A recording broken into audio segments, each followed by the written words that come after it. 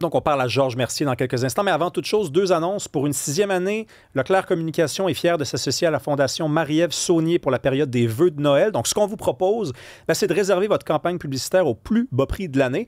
Mais c'est d'ici le 31 octobre que ça se passe. Puis, il y a une partie des profits qui va être remise à la Fondation en soutien évidemment aux familles en situation précaire et dont un enfant vit avec le cancer. Donc, si vous voulez réserver votre campagne publicitaire au plus bas prix, mais c'est avant le 31 octobre. Vous visitez le 995.fm dans la section Vœux de Noël sur la page d'accueil ou vous nous appelez au 418-682-8420, 418-682-8420. Deuxième annonce, on a une page YouTube maintenant. Donc, si vous voulez revoir les segments, les relayer, les envoyer, c'est au 995 Montréal sur YouTube. Bonjour, Georges. Salut Rémi, comment ça va? Ça va super bien. Écoute, rapidement, je veux qu'on parle de la situation en Israël, au Moyen-Orient, parce que J.D. Vance, le vice-président des États-Unis, est en visite. Puis ensuite, j'ai un sujet passionnant. Je veux t'entendre là-dessus. Donc, J.D. Vance est à Jérusalem, fait une sortie un petit peu spéciale aujourd'hui. Bon, on lui connaît quand même un style en particulier, mais il dit, là, nous autres, on est venus quand même s'assurer que le cessez-le-feu était toujours en place. Mais on n'est pas ici pour faire d'Israël notre vassal. Donc là, à un moment donné, il va falloir que les gens s'arrangent entre eux autres, là. Ouais, il faut comprendre que c'est quand même à peu près 68% des armements militaires d'Israël qui viennent directement des États-Unis. Ouais, donc Israël n'est peut-être pas un État vassal, mais c'est quand même un État qui est très, très, très, très, très dépendant des États-Unis. Et c'est pour ça que lorsque Donald Trump a dit, là, les combats, il faut que ça cesse, Israël a écouté. J.D. Vance a beau dire, je ne viens pas faire du gardiennage. Il y a plusieurs analystes aux États-Unis qui parlent de Bibi-sitting.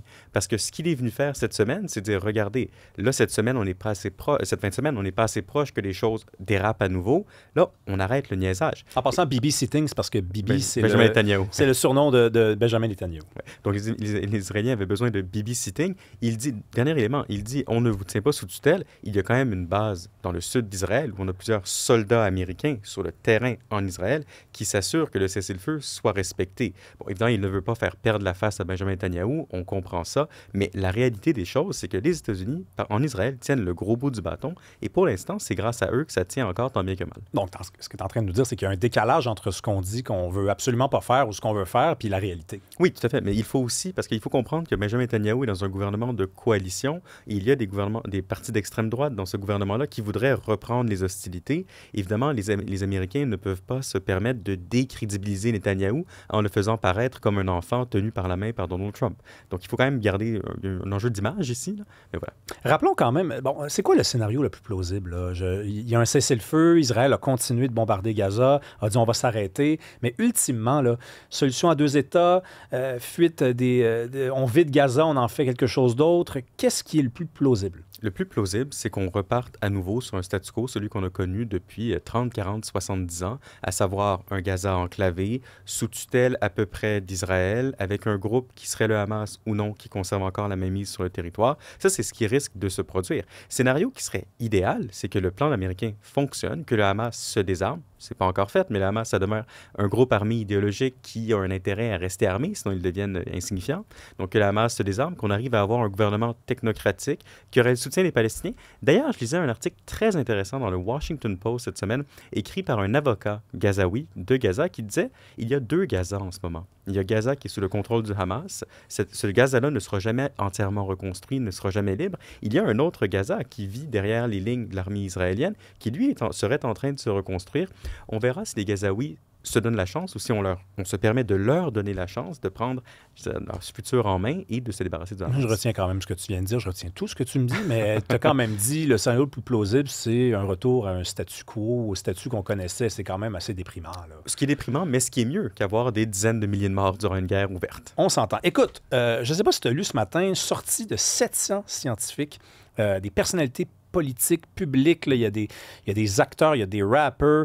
Il y a Richard Branson, qui est fondateur de Virgin, Steve Wozniak, cofondateur d'Apple, Joshua Bengio, qu'on connaît bien ici. Une sortie, donc, de 700 personnes contre ce qu'on appelle de plus en plus la super-intelligence artificielle. Donc, on sait c'est quoi l'IA, là, ChatGPT, Grok, les robots conversationnels, mais la super-intelligence artificielle, c'est un projet qu'a véritablement envie de concrétiser Sam Altman, qui est le fondateur d'OpenAI, ChatGPT. C'est un projet qui ferait d'une intelligence artificielle quelque chose de plus intelligent que l'être humain, moi, ça me fout la chienne. Ah oui. Ben, je ne sais pas s'il faut en avoir peur. Premier élément à remarquer, ça fait de nombreuses années qu'on nous annonce qu'on est sur le bord d'une découverte majeure. C'est ce qu'on appelle la singularité. La singularité, c'est le moment où les machines, finalement, dépasseraient en intelligence l'être humain. Donc, premier élément, on nous l'annonce souvent, c'est pas encore arrivé. Est-ce que ça arrivera? On verra. Deuxième élément, si vous allez sur ChatGPT, pour une panoplie de tâches aujourd'hui, la version pro est probablement déjà plus intelligente que l'ours moyen. Pas ça, Colin. Ben, je veux dire, et ça, je voulais le mentionner, mais je pense qu'il faut qu'on soit honnête là-dessus. ChatGPT est rendu vraiment, vraiment excellent. Pour écrire des courriels, il est meilleur, je suis persuadé qu'il est meilleur. Il est meilleur que moi. Pour écrire un courriel professionnel, ouais, bonjour, tu m'as déjà envoyé monsieur. un courriel, puis c'est meilleur que le robot, là, je te le dis. Ah oui, mais je te l'avais envoyé avec ChatGPT. Ah, Non, j'ai pas fait ça. Mais tu sais, pour des petites tâches mondaines comme ça, là, répétitives, qui ne demandent pas beaucoup d'input, il est déjà très, très bon. Man, pour l'analyse de données, je devais analyser les données d'un sondage récemment. J'aurais pu le faire avec un logiciel statistique. ChatGPT l'a fait. Il l'a fait aussi bien que ce que j'aurais pu faire. Bon, je ne suis pas un grand expert en méthode quantitative, mais même à ça, il l'a fait très, très bien. Dernier exemple, je devais créer un logo cette semaine pour un groupe de recherche. Il y a 5-6 ans, on aurait probablement embauché un graphiste pour dire, bon, voilà l'idée du groupe, pourrais-tu me faire quelque chose? J'ai passé 1 heure et demie sur ChatGPT en lui disant exactement ce que je voulais. Le résultat final, il est très bon. À mon avis, ne peut pas le distinguer de ce qu'un professionnel aurait fait.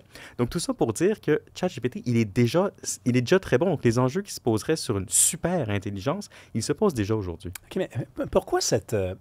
Tu sais, la technologie, là, pour moi, OK, je ne sais pas si on a la même définition, mais c'est quelque chose qui nous sert à combler des besoins. Ouais. Des besoins, ça veut dire que tu n'es pas capable de faire quelque chose, tu utilises la technologie pour y arriver. On a créé les voitures pour ces raisons-là, on a créé la machine à vapeur pour ces raisons-là, on devait aller plus vite. Est-ce qu'il y a vraiment un besoin qu'on cherche à combler avec la super intelligence artificielle? Je rappelle, la super intelligence artificielle, c'est de dépasser l'être humain. Pourquoi l'être humain a besoin d'être dépassé? Ben, il y a bien des affaires qu'on essaie de faire qu'on n'est toujours pas parvenu à faire. Il me semble, dans mon monde à moi, ce serait sympathique de guérir le cancer. On n'est pas encore capable de le faire. Est-ce qu'une intelligence suprahumaine, superhumaine serait capable de le faire? Bon point. Peut-être plein d'autres enjeux. Par exemple, une source d'énergie qui serait véritablement renouvelable, qui nous permettrait de combattre les changements climatiques. Peut-être qu'une super intelligence serait capable. Donc, il y a plein de zones, d'enjeux où on pourrait peut-être avoir besoin de ça. Moi, ce qui m'inquiète, par contre, il y a 2 éléments qui me semblent fondamentaux. Ma génération, là, bon, j'ai 28 ans, on a à peu près le même âge, Rémi. Nous, on a appris à lire, puis on a appris à écrire à l'université. Quand tu fais un bac en sciences sociales, là, la seule vraie valeur que tu as sur le marché du travail, c'est pas tes connaissances en sciences politiques ou en sociologie. C'est que tu es capable de lire, tu es capable d'écrire, tu es capable d'analyser des choses. Les étudiants que j'ai à l'université, là, qui utilisent ChatGPT depuis le début de leur baccalauréat, je le constate, ils sont moins forts. Ils sont moins bons pour ça.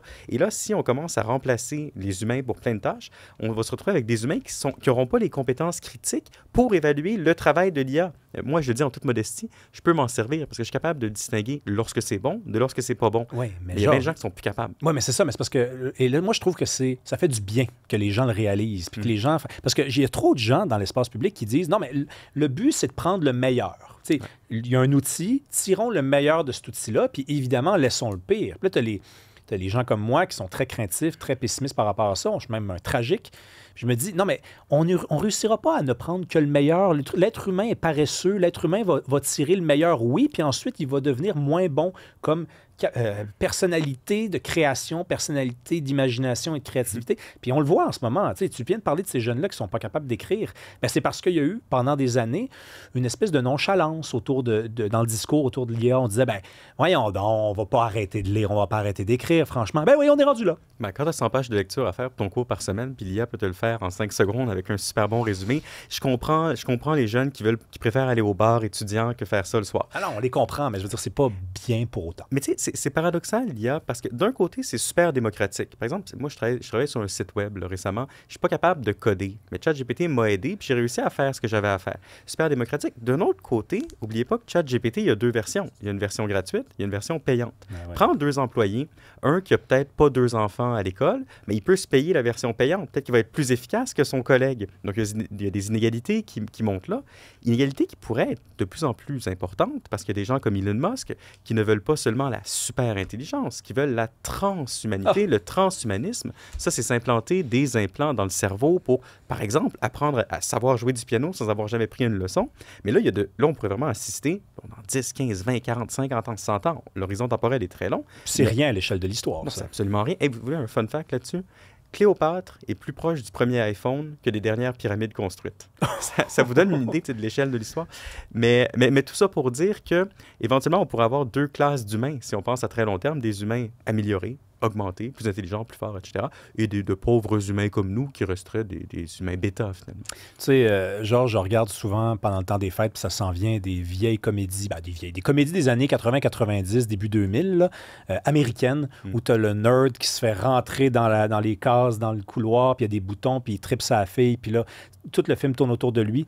Moi, je me dis, c'est la revanche des nerds aujourd'hui. Les nerds se sont fait maganer, se sont fait rentrer dans des casiers, puis maintenant, ils inventent des bébelles, puis des démons, puis ils vont tous nous effacer. Bon, mais tu te souviens-tu du film American Pie Beta House? Bien sûr que oui. Bon, mais effectivement, ils ont eu leur revanche, ces gens-là. Merci, Georges, merci. Après la pause, on parle avec Manon Poirier de cette jeune génération, la génération Z. Elle a plein de rêves, plein d'espoirs, plein de besoins particuliers. Elle chamboule complètement le monde du travail. Puis on parle également de violences faites aux enfants. Bonne nouvelle, il y en a beaucoup moins qu'il y a 25 ans. Merci d'écouter le 99.5 Montréal.